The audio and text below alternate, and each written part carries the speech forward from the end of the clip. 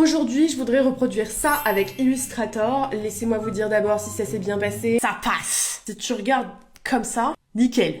On est parti. Les zones de texte, la Urban fera très bien l'affaire. Je suis toujours en caps lock. Réfléchis ma grande. On va venir avec mon outil étoile. Créer une étoile. No shit, Sherlock! Vraiment beaucoup plus creusé. Arrondi ici. On va venir créer un motif dans objet, pattern, donc motif, créer. Et qu'on va se faire un brick. Un chouïa trop ma grande. Est-ce que je vais réussir à reproduire cette espèce de chose avec les étoiles? Écrire, clac, ici. Hop, c'est au milieu. Royal au bar. Je vais faire de la typo. Un espèce de tableau. Je vais transformer en cercle. Et sur chaque cercle, je vais ajouter une étoile. On va le faire. Split into grid. Je me rappelle plus en français. Mieux. Tout ça, ça dégage. Ça, je vais le dégager. Tout ça, ça dégage. Ça dégage aussi. Ça dégage. Ça dégage. Ça dégage. Ça dégage. Ça dégage. Je vais venir sélectionner une forme et de remplacer ça par une étoile. Voilà. Pathfinder. Je sais jamais lesquels c'est grave. T'as capté ou pas? Je fais n'importe quoi. On va faire plus qu'une ligne parce que j'ai la flemme de faire l'autre. En vrai, ça passe. Si tu regardes comme ça, nickel. Ça fait 20 minutes, j'ai obtenu ça. Je me suis pas trop mal démerdée. Ciao! Bienvenue dans les Mimi Interviews, une série de vocaux pour les créatifs. Parce que fallait bien mettre les points sur les i, alors Mimi devient Mimi pour dévoiler ce qu'on ne voit pas toujours sur les réseaux.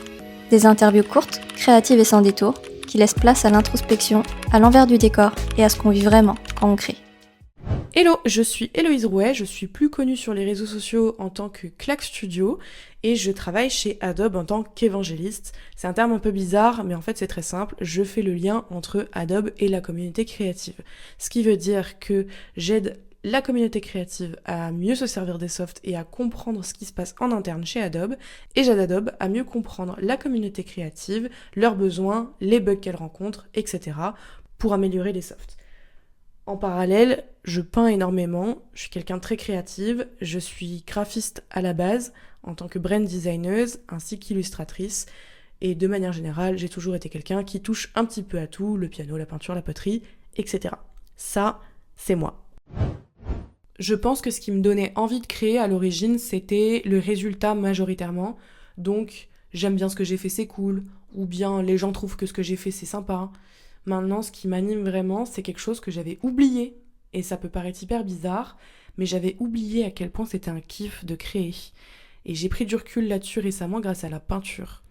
Parce que j'avais un peu peur de me lancer, parce que j'avais peur d'un coup de crayon où le CTRL-Z n'existe pas, de devoir contourner un coup de pinceau qui est ineffaçable.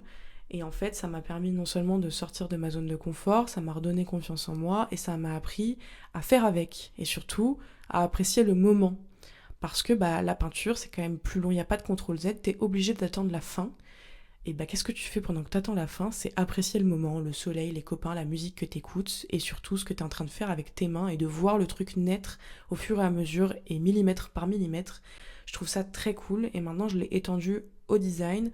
Et c'est surtout le moment qui m'excite quelque part dans la création. C'est vraiment le truc qui m'apaise et qui me fait m'endormir le cerveau un petit peu. Ça me repose vraiment.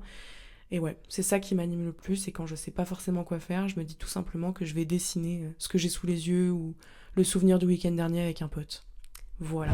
Les choix qui m'ont amené là où je suis aujourd'hui, ça a été de publier mon premier TikTok en 2022 où j'étais terrorisée à l'idée de poster sur les réseaux sociaux parce que quand j'étais gamine, je me faisais harceler sur les réseaux sociaux notamment, Facebook à l'époque, et je me suis mise à publier sur les réseaux parce que je voulais rencontrer des gens qui fassent partie de la même communauté que moi, donc la communauté créative, parce que je voulais échanger sur mes peurs, mes doutes, et au final les gens se sont mis à me contacter au fur et à mesure pour que je les aide dans plusieurs situations, que ce soit pour parler de freelance, que ce soit pour parler d'impôts, ou que ce soit pour parler évidemment de software. Je me suis mise à faire énormément de tutoriels sur Illustrator, et j'ai été contactée par Adobe, dans un premier temps pour faire des partenariats rémunérés sur les réseaux sociaux, et puis dans un second temps, et c'est mon effet papillon à moi, j'ai reçu une notification sur laquelle j'ai pas fait exprès de cliquer, et c'était mon manager qui me proposait en fait un poste. Voilà, tout simplement. C'était sur LinkedIn alors que je ne vais jamais là-bas. Et j'ai accepté le poste et aujourd'hui, je voyage partout dans le monde, je rencontre des créatifs du monde entier. Je suis plus épanouie que jamais et j'échange au quotidien avec des gens extraordinaires qui m'apprennent beaucoup, qui m'enrichissent d'un point de vue personnel. Et pour ça, franchement, je remercierai à tout jamais d'avoir flippé, d'avoir cliqué sur publier la première fois que j'ai publié un TikTok, alors qu'il était nul en plus. Mais bon, c'est ces deux petits effets papillons qui ont fait de moi qui je suis aujourd'hui et je suis très fière. Pour moi, le risque quand on a trop d'idées à la minute, c'est de se perdre, de perdre par conséquent confiance en soi, parce qu'on a tellement envie de tout faire qu'au final on ne fait rien. Et ne rien faire, c'est l'ennemi de la progression et honnêtement du kiff. Et ce que je veux dire par là, c'est que j'ai longtemps été bloquée dans cette situation-là. Et maintenant, j'arrive à créer parce que je crée ce qui me passe par la tête immédiatement. Et j'arrête de me flageller quand j'arrive pas à mener à bien un projet, quand j'arrive pas à tout faire ce que j'ai envie de faire. Je prends juste le temps d'apprécier le moment et tant pis si ma toile elle est pas terminée, tant pis si je publie jamais ce logo, tant pis si cette vidéo ne sortira jamais, c'est pas grave, au moins j'aurais fait quelque chose, j'aurais appris quelque chose et je ferai mieux la prochaine fois, mais l'essentiel c'est de faire. Et je pense que c'est ça qui fonctionne le mieux pour moi. Ça, et évidemment, avoir une page Notion où j'écris absolument toutes les conneries qui me passent par la tête. Et j'en ai du coup 12 000 puisqu'elles sont triées par catégorie. Par exemple, pour la création de contenu, j'ai vraiment une page création de contenu avec n'importe quelle idée qui me passe par la tête. Et au moins, quand j'ai envie de créer, et du coup, je sors celui qui m'inspire le plus. Et peut-être que tout ce que j'ai écrit sur cette liste ne sortira jamais, mais c'est pas grave. Au moins, j'ai des idées quand je me sens apte mentalement et physiquement, et surtout créativement, à créer quelque chose.